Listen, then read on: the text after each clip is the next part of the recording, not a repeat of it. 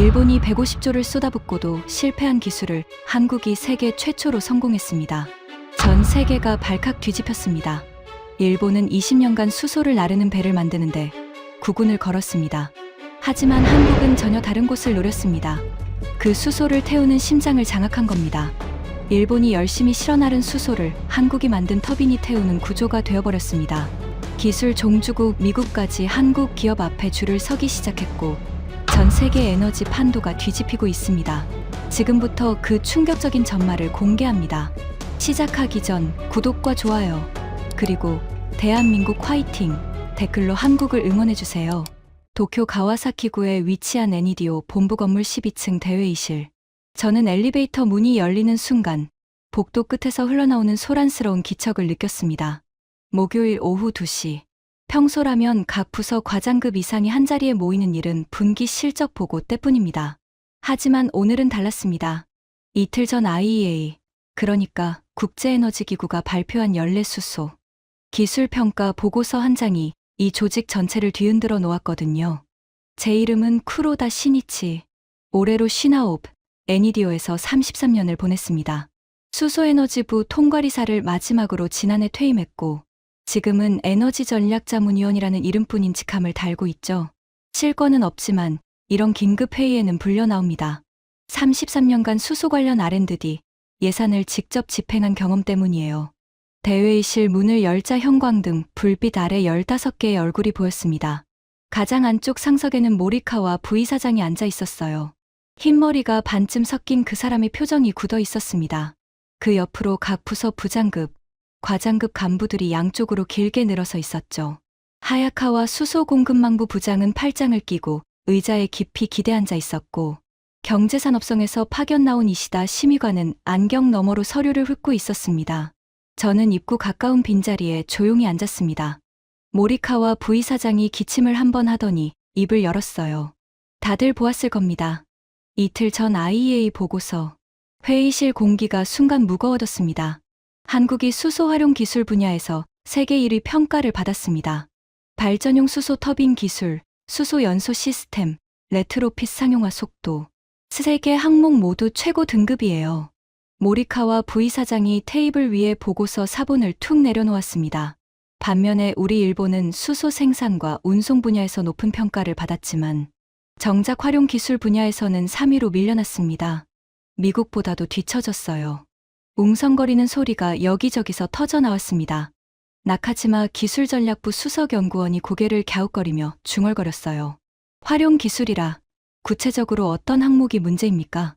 수소 연소 터빈 기술입니다. 모리카와 부이사장의 시선이 회의실을 한 바퀴 돌았습니다. 그리고 저를 향해 멈추었죠. 쿠로다 위원.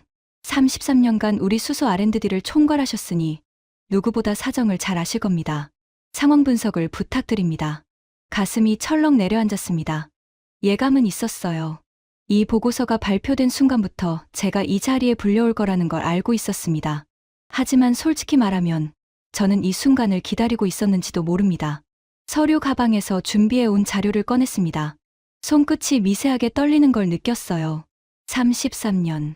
이 조직에서 보낸 33년의 세월이 고스란히 이 떨림에 실려 있었습니다. 자리에서 천천히 일어섰습니다. 발표 전에 한 말씀 드리겠습니다. 15개의 시선이 일제히 저를 향했습니다. 오늘 제가 드릴 말씀은 여러분이 듣고 싶은 이야기가 아닙니다. 아마 불쾌하실 겁니다. 하지만 이 이야기를 하지 않으면 저는 33년간 이 조직에서 일한 의미를 찾을 수 없습니다. 회의실이 조용해졌습니다.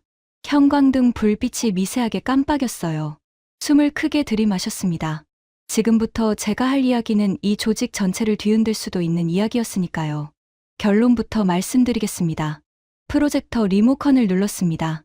스크린에 하나의 도표가 떴어요. 일본과 한국의 수소 기술 투자 비교 차트였습니다. 지난 20년간 우리가 수소 로드맵에 쏟아부은 국가 예산. 이 돈이 허공에 날아갔습니다. 3초간의 침묵. 그리고 회의실이 폭발했습니다. 하야카와 수소공급망부 부장이 의자를 박차고 반쯤 일어섰어요. 얼굴이 벌겋게 달아올라 있었습니다. 쿠로다 위원, 지금 뭐라고 하신 겁니까?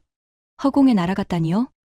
우리 수소공급망부가 8년 동안 밤낮 없이 만든 액화수소 운반선, 호주 일본 공급 파이프라인, 이게 전부 허실이었다는 말씀이십니까? 목소리가 떨리고 있었습니다. 분노 때문이었죠. 하야카와 부장님, 운반선 기술은 훌륭합니다. 세계 최초의 성과입니다. 하지만 제가 말씀드리는 건 전체 그림입니다. 우리가 수소를 만들고 나르는데 전력을 쏟는 사이에 정작 그 수소를 태워서 전기로 바꾸는 핵심 기술에서 한국에 완전히 추월당했습니다. 말도 안 됩니다. 이시다, 경산성 파견 심의관이 안경을 치켜 올리며 끼어들었어요. 쿠로다 위원. 국가 수소 전략은 경제산업성과 애니디오가 합동으로 수입한 겁니다. 그걸 허공에 날아갔다고 표현하는 건 정부 정책을 정면으로 부정하는 겁니다. 위원 직함으로 이런 발언을 하시는 건 적절치 않습니다. 저는 고개를 숙였습니다. 이시다 심의관님, 저도 그 전략을 만든 사람 중 하나입니다. 예산 배분 결제 라인에 제 도장이 찍혀 있어요. 그러니까 저는 지금 남을 비판하는 게 아닙니다. 제 자신을 비판하는 겁니다. 잠깐 정적이 흘렀습니다. 하지만 곧 나카지마 수석연구원이 차분한 목소리로 입을 열었어요. 쿠로다 위원, 감정적인 표현은 접어두시고 근거를 보여주시죠. 활용 기술에서 밀렸다는 건 구체적으로 어떤 항목입니까? 수소 연소 가스터빈입니다. 스크린을 전환했습니다. 현재 전 세계에서 가동 중인 LNG, 가스터빈 발전소는 수천 기에 달합니다. 탄소 중립 시계가 빨라지면서 이 발전소들이 전부 좌초자산, 그러니까 돈만 잡아먹는 거대한 쓰레기가 될 위기에 처했습니다. 수조 달러 규모의 인프라가 하루아침에 고철이 되는 겁니다. 오쿠다 수소실증부 부장이 손을 들었어요. 그건 다 아는 이야기 아닙니까? 그래서 수소로 전환하자는 거고 우리가 수소 공급망을 까는 거잖아요. 맞습니다, 오쿠다 부장님. 그런데 질문 하나만 하겠습니다. 저는 스크린을 가리켰습니다. 그 수소를 가져와서 누가 태웁니까? 회의실이 조용해졌습니다. 호주에서 갈탄으로 수소를 만들었습니다. 액화에서 배에 실었습니다. 수만 킬로미터를 건너 일본 항구에 도착했습니다. 자, 이제 이 수소를 발전소에 넣어야 합니다. 그런데 기존 가스터빈에 수소를 넣으면 어떻게 될까요? 하야카와 부장이 인상을 찌푸리며 대답했어요. 그야, 연소기를 개조해야죠. 수소는 연소 특성이 다르니까. 정확합니다. 수소는 천연가스보다 불이 붙는 속도가 7배에서 8배 빠릅니다. 기존 터빈에 그냥 넣으면 역화가 발생해서 터빈이 폭발합니다. 그리고 연소 온도가 극도로 높아서 질소산화물이 쏟아져 나옵니다. 친환경하겠다고 수소를 태웠는데 오히려 대기오염 물질이 나오는 거예요. 그건 기술적 과제 아닙니까? 미쓰비시 중공업이 개발하고 있지 않습니까? 사카모토 국제협력부 과장이 끼어들었어요. 물론입니다. 미쓰비시도 연구하고 있고 지이도, 지멘스도 연구하고 있습니다. 전 세계가 이난제와 씨름하고 있어요. 하지만 저는 리모컨을 한 번 더 눌렀습니다. 스크린에 새로운 슬라이드가 떴습니다. 큰 글씨로 이렇게 적혀 있었어요. 한국, 중대형 가스터빈 수소 100% 전소 세계 최초 성공. 회의실이 술렁였습니다. 한국의 한화가 충남 대산 발전소에서 80MW급 중대형 가스터빈으로 수소를 60% 섞어 태우는 혼소에 먼저 성공했습니다. 그리고 불과 7개월 뒤 천연가스 밸브를 완전히 잠그고 수소만으로 터빈을 돌렸습니다. 100% 전소, 세계 최초입니다. 하야카와 부장이 코웃음을 쳤어요. 80MW요? 그건 중소형 규모 아닙니까? 실험실 수준의 실증이지 상용화하는 거리가 멀죠. 하야카와 부장님, 아직 이야기가 끝나지 않았습니다. 그리고 두산 에너빌리티는 380MW급 초대형 수소 전소 터빈을 개발 중입니다. 대도시 하나의 전력을 감당할 수 있는 규모예요. 이미 50% 혼소 시험을 통과했고 내년이면 100% 전소 연소기 개발을 마칩니다. 하야카와 부장의 표정이 살짝 경직되었습니다. 하지만 곧 팔짱을 다시 꼈어요. 기술 하나 됐다고 시장을 장악한 건 아니죠. 과장이 심하십니다. 이시다 심의관도 고개를 끄덕이며 거들었습니다. 동의합니다. 한국이 실증에 성공한 건 인정하지만 그것과 우리 수소 전략이 실패했다는 건 전혀 다른 이야기입니다. 논리적 비약이에요. 주변에서도 동조하는 기침 소리, 서류 넘기는 소리가 들렸습니다. 저는 회의실을 둘러보았어요. 15명 중 단 한 명도 제 편이 아니었습니다. 가슴 한구석이 서늘해졌습니다. 하지만 이건 예상한 일이었어요. 33년간 이 조직에서 일하면서 배운 게 하나 있습니다. 사람들은 자기가 쌓아온 것이 무너지는 걸 절대 쉽게 인정하지 않는다는 겁니다. 특히 그것이 자기 인생의 업적일 때는요. 쿠로다 위원, 오쿠다 수소실증부 부장이 낮은 목소리로 말했습니다. 이 사람은 하야카와처럼 공격적이지는 않았어요. 하지만 눈빛에 상처받은 기색이 역력했습니다. 저는 수소실증부에서 6년간 일했습니다. 새벽 2시에 실험실 불 끄고 퇴근한 적이 셀 수 없이 많아요. 우리 팀원들도 마찬가지입니다. 그런데 그 노력이 전부 허실이었다고 하시면 솔직히 모욕적으로 들립니다. 가슴이 뜨끔했습니다. 오쿠다 부장의 말이 틀린 게 아니었으니까요. 오쿠다 부장님, 여러분의 노력을 폄하하려는 게 절대 아닙니다. 다만 방향의 문제를 말씀드리는 겁니다. 아무리 열심히 달려도 방향이 틀리면 목적지에 도착할 수 없습니다. 방향이 틀렸다고요? 하야카와 부장이 다시 목소리를 높였어요. 수소를 만들고, 나르고, 저장하는 게 틀린 방향이라는 말씀이십니까? 그럼 수소가 하늘에서 떨어집니까? 몇 명이 피식 웃었습니다. 하야카와 부장의 비꼬는 말투에 동조하는 웃음이었죠. 틀렸다는 게 아닙니다. 순서가 뒤바뀌었다는 겁니다. 저는 가능한 한 차분하게 말을 이었어요. 비유를 하나 들겠습니다. 전국에 최고급 고속도로를 깔았습니다. 포장도 완벽하고 톨게이트 시스템도 세계 최고입니다. 그런데 정작 그 도로 위를 달릴 자동차 개발은 뒷전이었습니다. 도로만 있으면 뭐합니까? 달릴 차가 없으면. 그건 비유에 불과하죠. 나카지마 수석연구원이 차분하게 반박했습니다. 현실에서는 공급과 수요가 동시에 발전합니다. 공급 인프라를 먼저 까는 건 전략적으로 합리적인 선택이었어요. 수요는 공급을 따라옵니다. 과연 그랬습니까?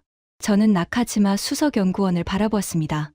우리가 공급 인프라를 까는 동안 수요 쪽에서 무슨 일이 벌어졌는지 보셨습니까? 한국이 수소를 태워서 전기를 만드는 기술을 완성했습니다.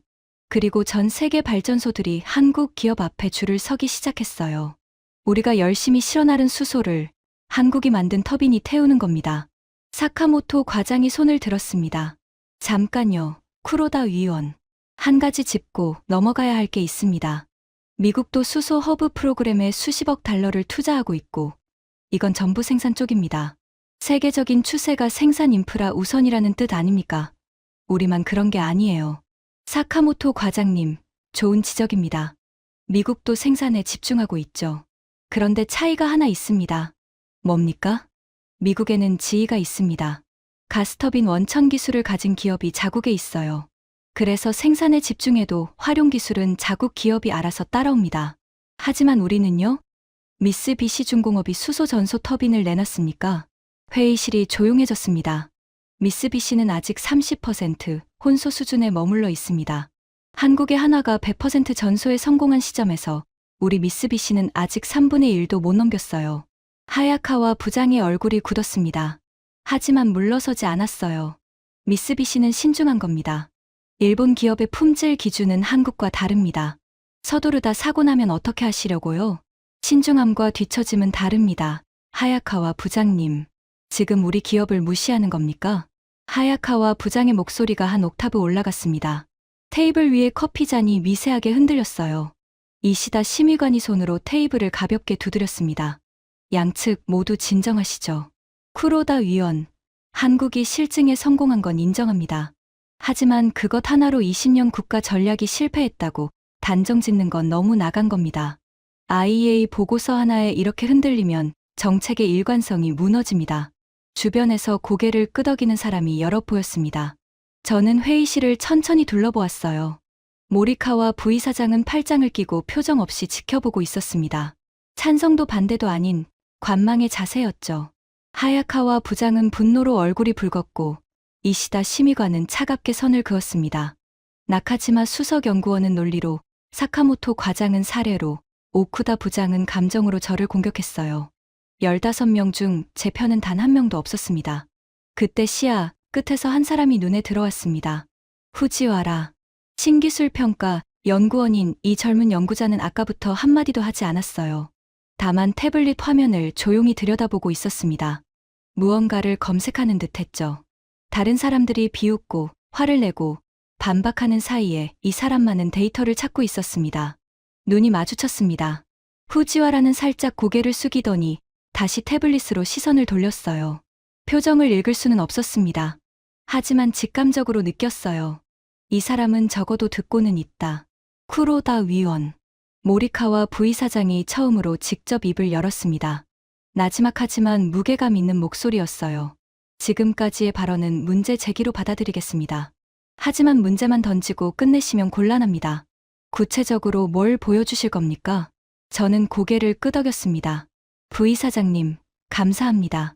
지금부터 제가 보여드릴 것은 3가지입니다. 손가락 3개를 펼쳤습니다. 첫째, 한국이 정확히 어떤 기술로 우리를 추월했는지. 둘째, 왜 우리는 20년간 이걸 놓쳤는지. 셋째, 지금 당장 방향을 바꾸지 않으면 어떤 일이 벌어지는지. 하야카와 부장이 팔짱을 풀지 않은 채 비아냥거렸어요. 보여주신다니 보겠습니다. 다만 납득이 안 되면 가만히 있지 않겠습니다. 물론입니다. 그래야죠. 저는 애써 담담하게 대답했습니다. 하지만 솔직히 말하면 등에 식은땀이 흐르고 있었어요. 33년 인생을 걸고 한 조직을 상대로 싸우는 건 생각보다 외로운 일이었습니다. 프로젝터 리모컨을 다시 집어들었습니다. 스크린에 새로운 슬라이드가 떴어요. 제목은 이랬습니다. 한국은 왜 배가 아니라 심장을 선택했는가? 회의실 안의 공기가 달라지는 걸 느꼈습니다. 비웃음과 분노 사이에서 아주 미세하게 궁금증이라는 감정이 싹트기 시작했어요. 하지만 아직이었습니다. 이 사람들을 설득하려면 갈 길이 한참 멀었으니까요. 숨을 한 번 고르고 다음 슬라이드를 넘겼습니다. 진짜 이야기는 지금부터였습니다.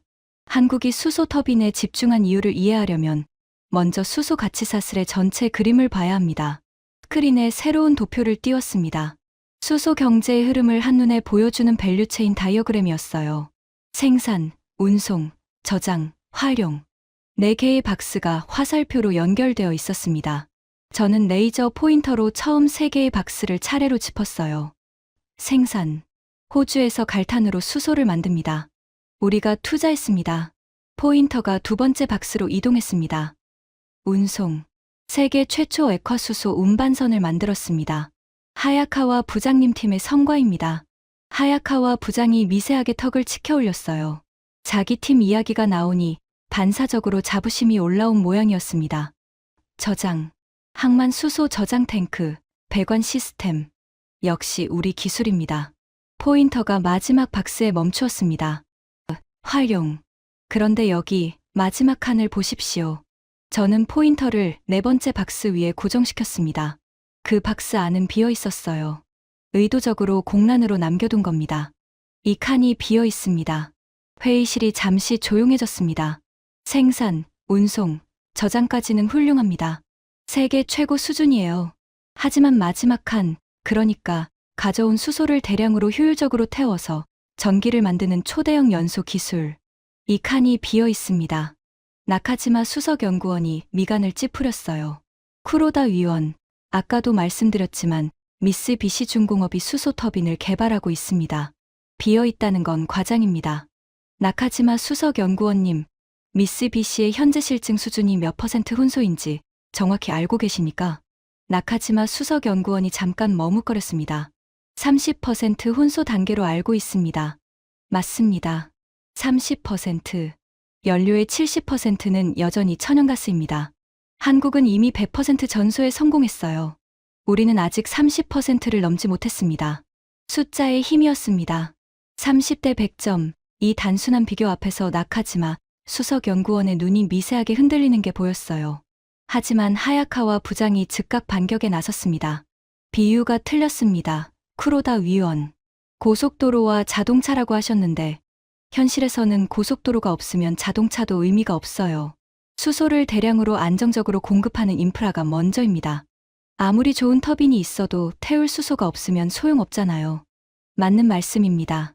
저는 고개를 끄덕였어요. 그런데 현실에서 벌어지는 일은 정반대입니다. 스크린을 전환했습니다. 지금 전 세계에서 수소를 만들겠다고 나선 나라가 몇 개국인지 아십니까? 호주, 칠레, 사우디아라비아, 아랍에미리트, 오만, 모로코, 나미비아. 수소 생산국이 되겠다는 나라가 줄을 서고 있습니다. 공급은 넘쳐날 겁니다. 하야카와 부장의 눈이 가늘어졌습니다. 하지만 그 넘쳐나는 수소를 전기로 바꿔줄 터빈을 가진 나라는요. 한국, 그리고 미국의 지위, 독일의 지멘스. 사실상 세 곳입니다. 그런데 이 중 대형 가스터빈 수소 100% 전소에 성공한 곳은 한국뿐입니다. 잠깐의 침묵이 흘렀어요. 수소를 파는 나라는 많지만 수소를 태워서 전기로 바꿔주는 기술을 가진 나라는 극소수입니다. 한국이 노린 건 바로 이 지점이에요. 공급은 시장에 맡기고 수요 독점 기술을 잡겠다는 전략입니다. 사카모토 과장이 불편한 표정으로 중얼거렸어요. 수요 독점이라, 그러니까 수소를 사달라고 우리한테 줄을 서게 만든다는 건데, 그건 한국의 희망사항이지 현실은 다를 수 있잖아요. 사카모토 과장님, 이미 현실이 되고 있습니다. 저는 다음 슬라이드를 띄웠어요. 한화 임팩트, 미국 린든 발전소 수소 혼소 개조 수주, 북미와 유럽에서 연달아 계약 체결, 두산 에너빌리티, 가스터빈 관련 주기 제작과 서비스 누적 수주 1조 원 돌파. 숫자가 스크린에 하나하나 나타날 때마다 회의실의 공기가 무거워지는 게 느껴졌습니다. 미국의 발전소가 한국 기업의 개조를 맡기고 있습니다. 기술 종주국이라 불리던 미국이요. 아무도 말이 없었어요. 3초, 5초, 10초. 하야카와 부장이 입술을 질끈 깨물었습니다. 반박하고 싶지만 숫자 앞에서 선뜻 말이 나오지 않는 표정이었죠. 그때 나카지마 수석연구원이 천천히 고개를 들었습니다. 쿠로다 위원, 한 가지 여쭙겠습니다. 한국이 이 기술을 개발하는 데 걸린 시간이 얼마입니까? 혼소 60%에서 전소 100%까지 불과 7개월입니다. 나카지마 수석연구원의 손이 멈추었어요. 펜을 돌리던 손가락이 허공에서 정지했습니다. 7개월이요? 네, 7개월. 회의실 구석에서 누군가의 숨소리가 들렸습니다. 7개월이라는 숫자가 가진 무게를 다들 느끼기 시작한 거예요. 하지만 아직 인정은 아니었습니다. 놀랐을 뿐이죠. 저는 이 정도면 첫 번째 균열이 생겼다고 판단했습니다. 수소가 왜 터빈 엔지니어들 사이에서 악마의 연료라고 불리는지 아십니까? 스크린에 불꽃의 확대 사진이 떴습니다. 수소의 화염 전파 속도는 천연가스의 7배에서 8배입니다. 쉽게 말하면 가스레인지를 켰는데 불꽃이 바깥으로 나오는 게 아니라 가스관을 타고 안으로 빨려 들어가는 겁니다. 이걸 역화라고 합니다. 오쿠다 부장이 고개를 끄덕였어요. 실증 분야를 다뤄본 사람이니 이 위험성은 잘 알고 있을 겁니다. 발전소 터빈에서 역화가 발생하면 그건 발전이 아니라 대형 폭발 사고입니다. 두 번째 문제는 온도예요. 수소는 탈 때 극한의 고열을 냅니다. 공기 중 질소가 이 고열과 만나면 질소산화물이 대량으로 발생합니다. 친환경하겠다고 수소를 태웠는데 오히려 미세먼지, 원인 물질이 쏟아지는 겁니다. 이시다 심의관이 팔짱을 끼며 말했습니다. 그건 원론적인 이야기 아닙니까? 모든 나라가 같은 과제를 안고 있는 거잖아요. 한국이 특별히 다른 방법을 쓴 건 아닐 겁니다. 다른 방법을 썼습니다. 이시다 심의관님. 저는 스크린에 연소기 구조 비교 다이어그램을 띄웠어요. 지이나 지멘스는 기존 방식, 그러니까 연료를 크게 분사해서 하나의 큰 불꽃으로 태우는 방식을 고수했습니다. 불꽃을 제어하기 위해 온갖 부가 장치를 달죠. 미쓰비시도 마찬가지입니다. 포인터를 한국 쪽 다이어그램으로 옮겼습니다. 한국은 발상 자체를 바꿨어요. 큰 불꽃 하나를 제어하려고 씨름하는 대신 연료를 마이크로 단위로 잘게 쪼개서 수백 개의 미세한 불꽃으로 분산시켜 태우는 방식을 택했습니다. 오쿠다 부장이 자세를 고쳐 앉았어요. 기술적 설명이 나오자 관심이 끌린 모양이었습니다. 마이크로 분사라, 이론적으로는 가능하지만 실제 구현이 엄청나게 어려운 기술인데요. 맞습니다. 그래서 전 세계가 못하고 있는 겁니다. 하지만 한국의 한화 엔지니어들이 이걸 해냈어요. 수백 개의 미세 분사 노즐로 연소를 분산시키니 역화가 원천 차단되었고 특정 지점만 뜨거워지는 핫스팟도 사라졌습니다. 결과는 숫자로 나왔습니다. 다음 슬라이드. 국내 질소산화물 배출 허용 기준이 200흰입니다. 한화터빈의 질소산화물 배출량은 별도 저감 장치 하나 없이 9흰이었습니다. 회의실이 술렁였습니다. 9흰이요? 쿠지와라가 처음으로 입을 열었습니다. 아까부터 태블릿만 들여다보던 이 연구원의 목소리에는 분명한 놀라움이 담겨 있었어요. 네, 9흰. 기준치의 5%도 안 되는 수치입니다. 사실상 완벽에 가까운 청정 연소입니다. 후지와라가 태블릿 화면을 들어 올렸습니다. 쿠로다 위원님, 저도 지금 확인해 봤는데요. 이 데이터가 맞다면 상당히 심각한 겁니다. 미쓰비시의 현재 실증에서 질소산화물 수치가 40에서 50ힴ 수준인데 한국은 9ힴ이라는 건 기술 격차가 단순한 선후 관계가 아니라 접근법 자체가 다르다는 뜻입니다. 회의실 공기가 달라졌습니다. 후지와라의 발언은 감정이 아니라 데이터에 기반한 것이었어요. 그래서 더 무거웠습니다. 기술전략부의 나카지마 수석연구원이 후지와라를 바라보며 입술을 달싹거렸지만 반박하지 못했어요. 하야카와 부장이 불편한 기색으로 끼어들었습니다. 후지와라 군, 실험실 데이터와 상용화는 다른 문제야. 실증 규모가 80mW급이라고 했잖아. 그건 발전소 하나 돌리기에도 부족한 중소형이야. 그 부분도 말씀드리겠습니다. 저는 고개를 끄덕이며 다음 슬라이드를 넘겼어요. 두산 에너빌리티가 개발 중인 터빈의 규모는 380mW급입니다. 이건 대도시 하나의 기저 전력을 감당할 수 있는 초대형 용량이에요. 이미 50% 운소 시험을 통과했고 내년이면 100% 전소 연소기 개발을 완료합니다. 그 다음 해에 상용화 모델이 나옵니다. 380mW라. 오쿠다 부장이 중얼거렸습니다. 그의 표정이 달라져 있었어요. 아까의 모욕감은 사라지고 엔지니어 특유의 기술적 경외심 같은 것이 얼굴에 떠올라 있었습니다. 80mW에서 끝난 게 아니라 380mW급으로 스케일업하고 있다는 건 이 기술이 실험실 수준이 아니라 산업용으로 완성 단계에 접어들었다는 뜻인데 정확합니다. 오쿠다 부장님. 저는 그의 눈을 바라보았어요. 우리가 실증 단계에서 신중하게 검토하는 사이 한국은 이미 상용화를 향해 전력 질주하고 있습니다. 하야카와 부장이 테이블을 가볍게 쳤어요. 한국이 서두르는 거잖아요. 안전검증도 안 끝났을 텐데 무작정 달리는 게 미덕입니까? 일본 엔지니어링의 철학은 다릅니다. 완벽한 검증 후에 시장에 내놓는 겁니다. 하야카와 부장님, 그 철학이 디스플레이에서도 배터리에서도 같은 결과를 낳았습니다. 회의실이 순간 얼어붙었습니다. 제가 꺼내서는 안 될 이야기를 꺼냈다는 걸 알고 있었어요. 하지만 이 이야기를 피하면 핵심을 건드릴 수 없었습니다. 하야카와 부장의 얼굴이 창백해졌어요. 지금 뭐라고 하셨습니까? 완벽한 검증을 위해 신중하게 접근하는 사이에 한국이 시장을 가져간 사례가 이미 2번 있었다는 말씀입니다. 그 이야기는 잠시 후에 하겠습니다. 이시다 심의관이 차갑게 입을 열었어요. 쿠로다 위원, 논점을 흐리지 마십시오. 디스플레이나 배터리와 수소 터빈은 전혀 다른 산업입니다. 다른 산업이지만 같은 패턴입니다. 이시다 심의관님. 그 패턴을 보여드리겠습니다. 하지만 그 전에 먼저 드릴 이야기가 하나 있었어요. 개인적인 이야기. 이것을 꺼내지 않으면 숫자와 논리만으로는 이 사람들의 마음을 움직일 수 없다는 걸 알고 있었습니다. 잠시 개인적인 이야기를 하나 하겠습니다. 스크린을 끄고 리모컨을 내려놓았어요. 회의실에 앉은 사람들이 의아한 표정을 지었습니다. 발표 중간에 갑자기 프로젝터를 끄다니. 하지만 저는 데이터가 아니라 사람의 눈을 보면서 이 이야기를 해야 한다고 생각했어요. 저희 아버지는 화력발전소 보일러 엔지니어였습니다. 하야카와 부장이 살짝 눈살을 찌푸렸어요. 왜 갑자기 가족 이야기냐는 표정이었죠. 50여 년 전 일본 경제가 고도 성장기를 달리던 시절이에요. 아버지는 도쿄전력 산하 가와사키 화력발전소에서 보일러를 설계하고 관리하는 일을 했습니다. 석탄을 태워서 증기를 만들고 그 증기로 터빈을 돌려 전기를 만드는 그 시대의 최첨단 기술이었죠. 저는 창밖을 잠깐 바라보았습니다. 도쿄 가와사키구의 회색빛 하늘이 보였어요. 아버지가 은퇴하시기 직전, 그러니까 제가 애니디오에 입사한 지 3년째 되던 해였습니다. 추석에 고향집에 갔더니 아버지가 거실에서 신문을 보고 계셨어요. 에너지 관련 기사가 실린 면이었습니다. 회의실이 조용해져 있었습니다.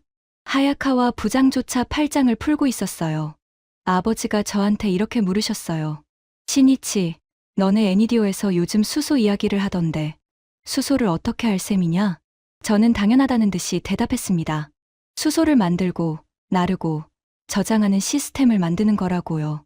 아버지는 한참 동안 말이 없으셨어요. 그러더니 이렇게 말씀하셨습니다. 목이 메어왔습니다. 33년 전의 기억인데 지금 이 순간 마치 어제 일처럼 선명했어요. 신이치, 에너지는 나르는 게 본질이 아니다. 태우는 게 본질이야. 나는 평생 석탄을 태워서 전기를 만들었다. 석탄이 어디서 오는지는 중요하지 않았어.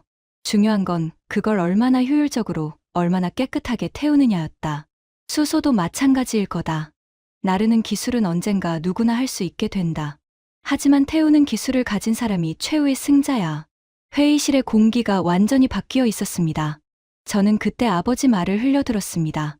솔직히 말하면 옛날 사람 이야기라고 생각했어요. 보일러 시대의 기술자가 수소 시대를 뭘 알겠나 싶었죠. 쓴웃음이 나왔습니다. 그리고 저는 애니디오에서 33년간 수소를 만들고 나르는 쪽에만 예산을 몰아줬습니다. 수소 생산 기술에 투자하고 운반선을 만들고 호주에서 수소를 가져오는 공급망을 짰죠. 태우는 기술은요? 미쓰비시가 알아서 하겠지 라고 생각했습니다. 테이블 위에 놓인 제 손이 떨리고 있었어요. 그걸 감추려고 손을 무릎 위에 올려놓았습니다. 아버지가 돌아가신 건 그로부터 10년 뒤였습니다. 장례식 날 아버지의 서재를 정리하다가 오래된 노트 한 권을 발견했어요. 아버지가 현역 시절에 쓰던 기술 노트였습니다. 마지막 페이지에 이렇게 적혀 있었습니다. 저는 잠깐 말을 멈추었습니다. 숨을 고르는 시간이 필요했어요. 수소 시대가 오면 연소 기술을 가진 나라가 세계를 지배한다. 일본이 이것을 놓치면 우리는 영원히 에너지 수입국으로 남는다. 아무도 말이 없었습니다. 형광등 소리만 미세하게 윙 울리고 있었어요. 저는 그 노트를 읽고 한참 동안 아버지 서재 바닥에 앉아 있었습니다. 아버지가 30년 전에 보신 걸 저는 33년간 이 조직에 있으면서 못 본 겁니다. 쿠지와라가 고개를 숙이고 있었어요. 태블릿 화면이 꺼진 채였습니다. 오쿠다 부장이 안경을 벗고 눈가를 손가락으로 누르고 있었습니다. 하야카와 부장의 표정은 읽기 어려웠어요. 분노도 비웃음도 아닌 무언가 복잡한 감정이 얼굴에 교차하고 있었습니다. 그래서 저는 오늘 이 자리에 선 겁니다. 천천히 회의실을 둘러보았어요. 남을 탓하러 온 게 아닙니다. 저 자신이 33년간 놓친 것을 이 자리에서 인정하러 온 겁니다. 그리고 지금이라도 방향을 바꿔야 한다고 말씀드리러 온 거예요. 다시 프로젝터를 켰습니다. 자, 감상은 여기까지입니다. 이제부터는 한국이 정확히 어떤 전략으로 우리를 추월했는지, 그리고 왜 지금 당장 움직여야 하는지를 보여드리겠습니다. 모리카와 부이사장이 가볍게 기침을 했어요. 아까와는 다른 기침이었습니다. 관망이 아니라 집중하고 있다는 신호였죠. 한국이 쓴 전략의 이름은 레트로핏입니다. 새로운 슬라이드. 발전소의 단면도가 떴어요. 레트로핏. 쉽게 말하면 엔진만 갈아 끼우는 겁니다. 포인터로 발전소 구조를 하나하나 짚었습니다. 발전소라는 거대한 건물, 전기를 보내는 송전망, 냉각 시스템, 제어실, 인력, 이 모든 기존 인프라는 100% 그대로 둡니다. 오직 연소기, 그러니까 불을 뿜어내는 심장만 교체하는 겁니다. 오쿠다 부장이 자세를 앞으로 기울였어요. 자동차로 치면 엔진 스와프 같은 거군요. 내연기관 엔진을 빼고 그 자리에 수소 엔진을 넣는. 정확합니다. 오쿠다 부장님. 그리고 이게 왜 전 세계 발전소들이 한국에 줄을 서는지를 설명합니다. 스크린에 숫자들이 나타났어요. 현재 전 세계에 깔린 LNG, 가스터빈 발전소는 수천 기입니다. 탄소 중립 시계가 빨라지면서 이 발전소들은 전부 좌초자산이 될 위기에 처해 있어요. 멀쩡하게 돌아가는 발전소를 부수고 새로 짓는다. 그건 국가적 낭비이자 기업에겐 파산 선고나 다름없습니다. 사카모토 과장이 끼어들었어요. 그건 사실입니다. 유럽 쪽 파트너들이 좌초자산 문제로 골머리를 앓고 있다는 건 저도 알고 있습니다. 그런데 한국이 등장해서 이렇게 말한 겁니다. 부수지 마세요. 심장만 바꾸세요. 저는 손가락으로 연소기 부분을 짚었어요. 비용은 신규 건설의 절반도 안 됩니다. 공사 기간도 대폭 줄어들죠. 기존 인력을 그대로 쓸 수 있고 송전망도 그대로입니다. 발전소 사장님 입장에서 생각해 보십시오.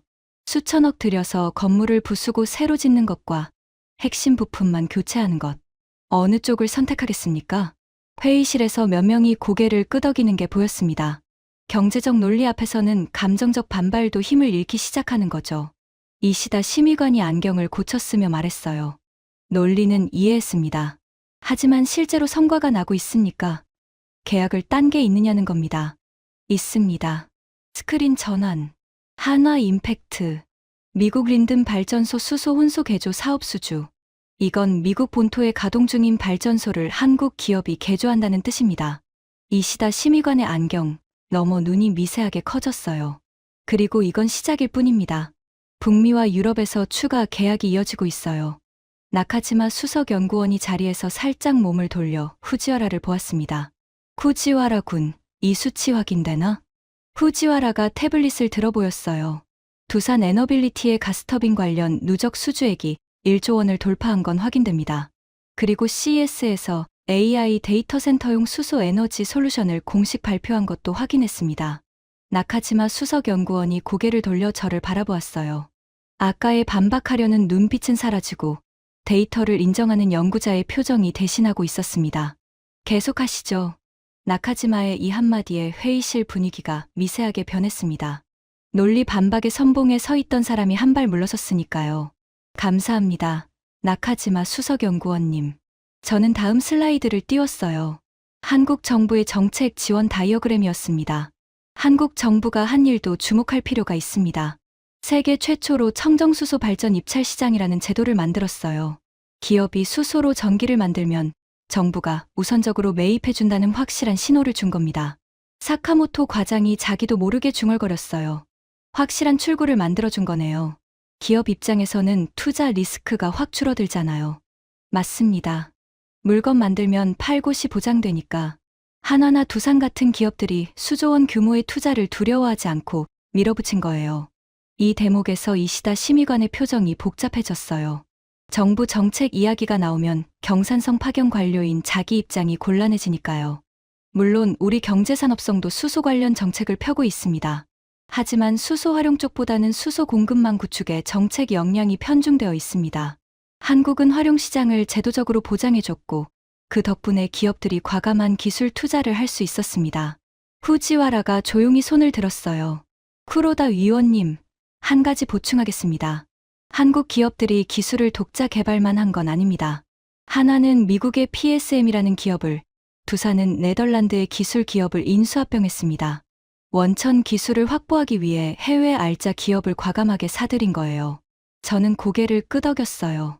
후지와라가 스스로 정보를 보충하기 시작했다는 건 이 사람이 이미 제 편으로 넘어왔다는 뜻이었습니다. 정확합니다. 그리고 중요한 건 사다가 그냥 쓴 게 아니라는 겁니다. 인수한 기술을 한국 엔지니어들의 노력으로 국산화하고 업그레이드해서 세계 최고 수준으로 끌어올렸어요. 하야카와 부장이 팔짱을 끼고 눈을 감고 있었습니다. 반박하지 않는다는 건 완전히 인정한 건 아니지만 적어도 들을 준비는 되었다는 뜻이었죠. 오쿠다 부장이 천천히 고개를 끄덕이며 입을 열었어요. 쿠로다 위원, 기술적으로는 납득이 갑니다. 마이크로 분사 방식의 연소기 설계, 레트로핏 전략, 정부의 제도적 지원까지. 이걸 종합하면 확실히 한국이 체계적으로 움직인 건 맞습니다. 5번째 동조자. 오쿠다 부장은 아까 모욕적이라고까지 했던 사람이에요. 그 사람이 고개를 끄덕이기 시작했다는 건 큰 변화였습니다. 제 주변으로 고개를 끄덕이는 사람이 하나둘 늘어나고 있었어요. 회의실 양쪽에 앉은 과장급 간부 중 서너 명이 서로 눈짓을 주고받는 게 보였습니다. 하지만 하야카와 부장은 여전히 눈을 감고 있었고 이시다 심의관은 서류를 정리하며 표정을 감추고 있었습니다. 그리고 모리카와 부이사장은 여전히 침묵 속에서 모든 것을 지켜보고 있었어요. 아직 끝나지 않았습니다. 결정적인 이야기가 남아 있었으니까요. 자, 이제 마지막이자 가장 중요한 이야기를 하겠습니다. 프로젝터 화면에 하나의 질문이 크게 떴어요. 수소 터빈의 진짜 고객은 누구인가? 발전소 사장님들이 수소 터빈을 왜 사겠습니까? 탄소 중립 때문이죠. 그런데 탄소 중립을 가장 절실하게, 가장 급하게 원하는 고객이 누군지 아십니까? 잠깐의 침묵. AI 기업들입니다. 스크린에 구글, 아마존, 마이크로소프트의 로고가 떴어요. 지금 전 세계 빅테크 기업들이 AI 데이터 센터를 미친 듯이 짓고 있습니다. AI를 학습시키고 운용하는 데이터 센터 하나가 작은 도시 하나만큼의 전기를 먹어요. 나카지마 수석연구원이 고개를 살짝 들었어요. 전력 수요 폭증 이야기는 저도 보고서로 접했습니다. 그런데 그게 수소 터빈과 무슨 관계입니까? 핵심 관계입니다. 데이터 센터는 365일 24시간 단 1초도 멈추면 안 됩니다. 서버가 1초라도 멈추면 수십억 원의 손실이 납니다. 그래서 전력 공급이 절대 끊기면 안 돼요. 포인터로 에너지원들을 하나하나 짚었습니다. 태양광. 밤에는 전기를 못 만듭니다. 풍력. 바람이 안 불면 전기가 안 나옵니다. 원자력, 건설에 10년 이상 걸리고 주민 반대로 신규, 건설이 사실상 불가능합니다. 그렇다고 석탄이나 LNG를 쓸 수 있느냐? 구글, 마이크로소프트 같은 빅테크 기업들은 탄소 제로 약속을 했습니다. 화석 연료를 쓰면 주주들이 가만두지 않아요. 회의실이 조용해졌습니다. 다들 이 딜레마의 심각성을 느끼기 시작한 거예요. 24시간 가동 가능하고 탄소 배출이 제로이고 대용량이고 기존 전력망에 바로 연결할 수 있는 전력원. 이 조건을 동시에 만족하는 게 뭡니까? 사카모토 과장이 자기도 모르게 중얼거렸어요. 수소 터빈. 맞습니다. 수소 가스터빈이 유일한 현실적 대안입니다. 쿠지와라가 태블릿을 들어 올렸어요. 두산 에너빌리티가 이번 CES에서 발표한 게 정확히 이겁니다. AI 시대를 위한 종합 에너지 솔루션. 데이터 센터 전용 수소 발전 패키지. 나카지마 수석연구원의 손이 또 한 번 멈추었어요. 펜을 잡은 손가락이 미세하게 떨리고 있었습니다. 잠깐, 그러면 이 시장의 규모가 어떻게 되는 겁니까? 업계 추산으로 글로벌 수소 터빈 시장 규모가 5년 내에 45조 원 이상입니다. 45조. 몇 명이 동시에 내뱉었어요. 하지만 이건 터빈 기계값만 따진 겁니다. 진짜 시장은 그 뒤에 있어요. 다음 슬라이드. 가스터빈은 한 번 설치하면 20년에서 30년을 씁니다. 그동안 정기적으로 부품을 갈고 정비하고 업그레이드해야 합니다. 이 유지보수 시장이 기계값의 수배에 달합니다. 거기에 전 세계 수천 기의 노후, LNG 발전소를 수소용으로 개조하는 레트로핏 시장까지 합치면 규모는 기하급수적으로 커집니다. 이시다 심의관이 처음으로 자세를 고쳐 앉았어요. 정책 관료의 본능이 반응한 겁니다. 시장 규모가 이 정도면 국가 전략 차원의 대응이 필요하다는 걸 느낀 거죠. 그리고 여기서 한 가지 더 보여드리겠습니다. 스크린에 3개의 그래프가 나란히 떴어요. 첫 번째, 디스플레이. 20여 년 전 LCD 패널 시장. 소니, 샤프가 원천 기술을 갖고 있었습니다. 결과는 아시죠? 삼성과 LG가 과감한 투자와 빠른 상용화로 시장을 통째로 가져갔습니다. 하야카와 부장이 눈을 떴어요.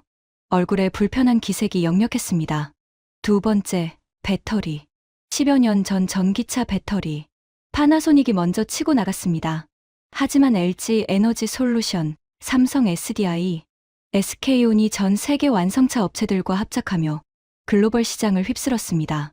회의실, 여기저기서 불편한 기침 소리가 터져 나왔어요. 다들 이 역사를 알고 있었으니까요. 그리고 그것이 반복되고 있다는 사실이 불편했을 겁니다.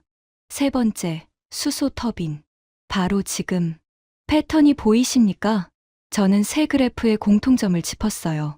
시장이 열리기 직전까지 기술을 갈고 닦습니다. 조용히, 집요하게.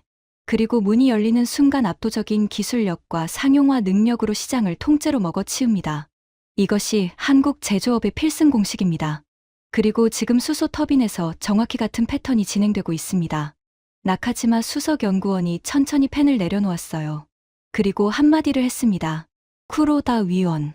디스플레이, 배터리, 그리고 수소 터빈. 세 번째가 진행되고 있다는 건 솔직히 부정할 수 없는 것 같습니다. 7번째 동조자. 나카지마는 이 회의에서 논리적 반박의 핵심이었어요. 그 사람이 인정하자 주변의 과장급 간부 3명이 거의 동시에 고개를 끄덕였습니다. 10명이 넘는 사람이 이제 제 쪽으로 기울어져 있었어요. 하야카와 부장이 입을 열었습니다. 목소리가 아까보다 낮아져 있었어요. 쿠로다 위원, 한 가지만 묻겠습니다. 저는 그를 바라보았어요. 그래서 우리 수소 운반선은요? 제가 8년을 바친 이 기술은 그냥 쓸모없어지는 겁니까? 목소리에 분노가 아니라 상실감이 실려 있었습니다. 저는 진심을 담아 대답했어요. 하야카와 부장님, 운반선은 쓸모없어지지 않습니다. 수소를 실어나를 배는 반드시 필요해요. 다만 우리가 놓친 게 있습니다. 배가 실어나른 수소가 도착하는 곳, 바로 그 발전소의 터빈을 한국이 장악하고 있다는 겁니다.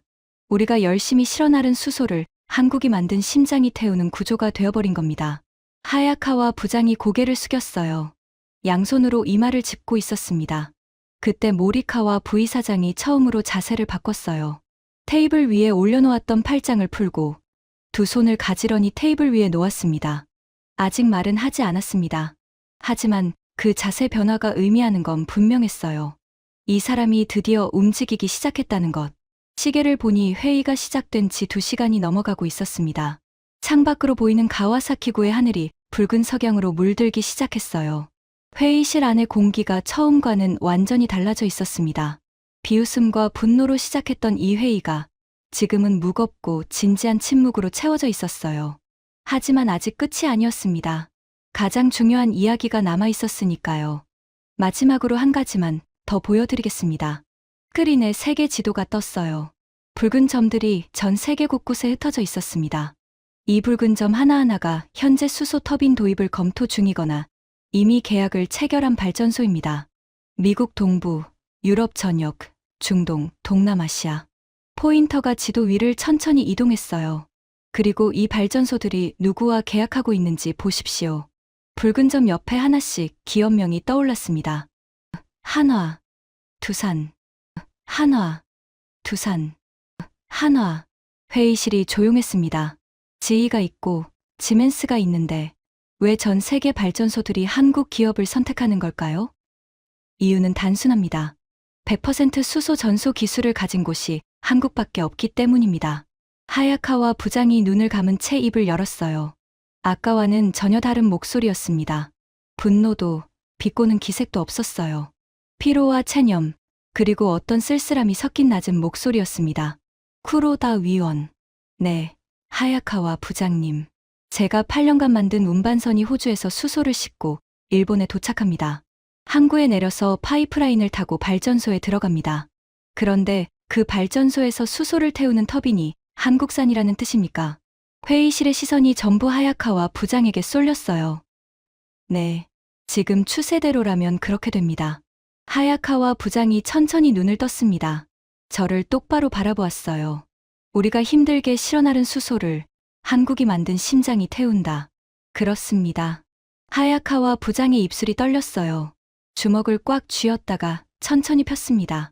그리고 한마디를 했어요. 인정합니다. 회의실 공기가 멈춘 것 같았습니다. 우리가 도로를 까는데 20년을 쓰는 동안 한국은 그 도로 위에서 달릴 차를 만들었어요. 그리고 지금 그 차가 우리 도로를 달리고 있는 겁니다. 제가 깐 도로를. 하야카와 부장의 눈가가 붉어져 있었습니다. 분하지 않다고 하면 거짓말입니다. 8년입니다. 8년간 가족보다 운반선과 더 많은 시간을 보냈어요. 새벽에 조선소 가서 용접 상태 점검하고 호주 출장 가서 갈탄 수소 생산 라인 체크하고 그 모든 시간이 의미 없었다는 게 아니에요. 다만 목이 메인 듯 말을 끊었어요. 다만 우리가 배만 만들고 심장을 놓쳤다는 건 인정해야 할 것 같습니다. 아무도 말이 없었어요. 이 회의에서 가장 격렬하게 반발했던 사람의 인정은 그 자체로 엄청난 무게를 가지고 있었습니다. 이시다 심의관이 안경을 벗고 렌즈를 닦기 시작했어요. 손이 미세하게 떨리고 있었습니다. 정책 방향에 대한 재검토가 필요하다는 점은 인정합니다. 이시다 심의관이었습니다. 경산성 파견 관료가 정책 재검토를 언급하다니. 아까 정부 정책을 정면으로 부정하는 것이라며 저를 쏘아보던 그 사람이었어요. 쿠로다 위원의 분석이 감정적이라고 생각했습니다. 하지만 데이터를 보면 수소 활용 기술에 대한 투자가 공급 인프라에 비해 현저히 부족했던 건 사실입니다. 이 부분은 본성에 보고하겠습니다. 오쿠다 부장이 안경을 다시 쓰며 말했어요. 저도 인정합니다. 우리 실증부가 열심히 한 건 사실이지만 방향이 수소 생산과 저장 쪽에 치우쳐 있었어요. 연소 기술 실증에 더 많은 예산을 배분했어야 했습니다. 사카모토 과장이 고개를 끄덕였어요. 국제협력 관점에서도 한국의 전략이 더 실리적이었다고 봅니다. 수소를 파는 나라는 많지만 수소를 태워주는 기술을 가진 나라는 협상에서 절대적으로 유리하니까요. 하나둘. 인정의 물결이 회의실을 채워갔어요. 나카지마 수석연구원이 조용히 정리했습니다. 기술 전략의 관점에서 밸류체인의 마지막 고리를 놓친 건 명백한 전략적 오류입니다. 이건 개인의 책임이 아니라 조직 전체의 관성이었다고 봅니다. 후지와라가 태블릿을 내려놓으며 말했어요. 아까 쿠로다 위원님이 말씀하신 패턴이 가장 무섭습니다. LCD, 배터리, 수소 터빈. 세 번째가 진행되고 있다면 지금 이 순간이 마지막 기회일 수 있습니다. 15명 전원의 시선이 한 곳으로 모였습니다. 모리카와 부이사장. 이 회의에서 한마디도 하지 않은 채 모든 것을 지켜보던 사람. 모리카와 부이사장이 천천히 자리에서 일어섰어요. 회의실이 완전한 정적에 휩싸였습니다. 의자 삐걱거리는 소리, 서류 넘기는 소리, 기침 소리까지 전부 멈추었어요. 다 들었습니다. 낮지만 단단한 목소리였어요. 쿠로다 위원. 네, 부이사장님. 33년간의 경험으로 이 자리에서 자기 자신을 비판하는 건 쉬운 일이 아니었을 겁니다. 감사합니다. 가슴이 뜨거워지는 걸 느꼈어요. 그리고 하야카와 부장. 하야카와 부장이 고개를 들었습니다. 8년간의 노력을 부정하는 사람은 이 자리에 아무도 없습니다. 운반선 기술은 우리의 자산입니다. 다만 그 자산을 완성시키려면 빠진 퍼즐 조각이 필요하다는 걸 오늘 우리 모두가 확인했습니다. 하야카와 부장이 입술을 꾹 다물고 고개를 끄덕였어요. 모리카와 부이사장이 회의실 전체를 둘러보았습니다. 방향을 바꿉시다. 단 5글자였어요. 하지만 그 5글자의 무게는 이 회의에서 오간 모든 말을 합친 것보다 무거웠습니다. 수소 활용 기술, 특히 대형 가스터빈 수소 연소 기술에 대한 전략적 투자를 즉시 검토하겠습니다. 기술 전략부와 신기술 평가, 부서를 중심으로 긴급 태스크포스를 구성하십시오. 나카지마 수석연구원과 후지와라 연구원이 공동으로 이끌어 주십시오. 나카지마 수석연구원과 후지와라가 동시에 허리를 숙였어요. 기한은 3개월입니다. 3개월 안에 수소 연소 기술 확보를 위한 구체적인 로드맵을 제시해 주십시오. 자체 개발, 기술 제휴, 인수합병 모든 옵션을 열어두겠습니다. 모리카와 부이사장이 마지막으로 저를 바라보았어요. 쿠로다 위원, 태스크포스의 자문위원을 맡아주시겠습니까? 목이 메었습니다. 대답하려고 했는데 목소리가 나오지 않았어요. 33년간 이 조직에서 일하면서 퇴임하고 나서도 이런 형태로 다시 기여할 수 있을 거라고는 생각하지 못했습니다. 맞겠습니다. 간신히 한마디를 뱉어냈어요. 회의가 끝난 건 오후 5시가 넘어서였습니다. 3시간이 넘는 긴 회의였어요. 처음에는 비웃음과 분노로 시작했고, 중간에는 논쟁과 침묵이 교차했고, 마지막에는 인정과 결의로 끝났습니다. 간부들이 하나둘 일어나 회의실을 빠져나갔어요. 하야카와 부장이 제 옆을 지나가다가 멈추었습니다. 쿠로다 위원. 네, 아버님. 대단한 분이셨네요. 그 한마디에 코끝이 찡해졌어요. 이 회의에서 가장 격렬하게 저를 공격했던 사람이 아버지를 인정해준다는 건 저한테는 어떤 데이터보다 무거운 말이었습니다. 감사합니다. 하야카와 부장님. 하야카와 부장이 어색하게 웃으며 어깨를 가볍게 두드리고 지나갔어요. 후지와라가 다가왔습니다. 쿠로다 위원님, 태스크포스 자문건 정말 감사드립니다. 한국의 기술 전략을 정밀 분석하는 것부터 시작하겠습니다. 후지와라 군, 한 가지 부탁이 있습니다. 뭡니까? 한국을 적으로 보지 말아주세요. 배우고, 협력하고, 그 위에서 우리만의 기술을 쌓아야 합니다. 이기겠다는 마음보다 배우겠다는 마음이 먼저입니다. 후지와라가 진지하게 고개를 끄덕였어요. 회의실에 저만 남았습니다. 창밖으로 도쿄 가와사키구의 석양이 보였어요. 공업지대 특유의 회색빛 건물들 사이로 붉은 해가 내려앉고 있었습니다. 멀리 도쿄만 위로 컨테이너선 하나가 천천히 움직이고 있었어요. 그 배를 보며 생각했습니다. 아버지가 평생을 보낸 발전소도 저 바다 근처였죠. 석탄을 태워 전기를 만들던 시대. 아버지는 그 시대의 장인이었어요. 석탄 한 톤을 얼마나 효율적으로 태울 수 있는지, 보일러의 온도를 1도 더 올리기 위해 밤새 계산하던 사람. 그 아버지가 남긴 마지막 메모. 수소 시대가 오면 연소 기술을 가진 나라가 세계를 지배한다. 아버지는 연료가 석탄에서 수소로 바뀌어도 본질은 변하지 않는다는 걸 알고 계셨어요.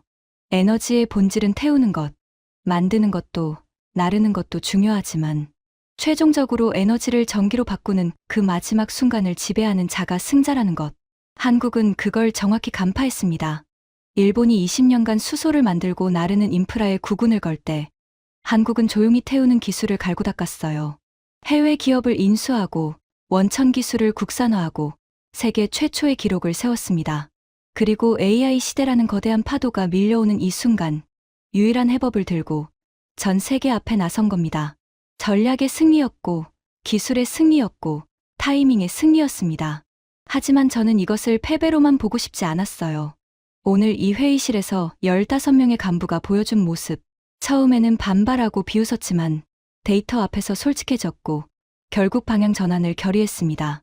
틀렸을 때 인정하는 용기. 이것이 있다면 아직 늦지 않았다고 생각합니다. 아버지가 남긴 노트의 마지막 줄이 떠올랐어요. 일본이 이것을 놓치면 우리는 영원히 에너지 수입국으로 남는다. 아버지. 오늘 이 회의에서 저는 아버지의 말을 33년 만에 이 조직에 전했습니다. 늦었지만 아직 끝나지 않았습니다. 서류 가방을 챙기고 회의실 문을 열었어요. 복도에 석양빛이 길게 드리워져 있었습니다. 33년간 걸었던 이 복도가 오늘따라 다르게 느껴졌어요. 무겁지만 가벼운, 쓸쓸하지만 따뜻한, 이상한 감정이었습니다.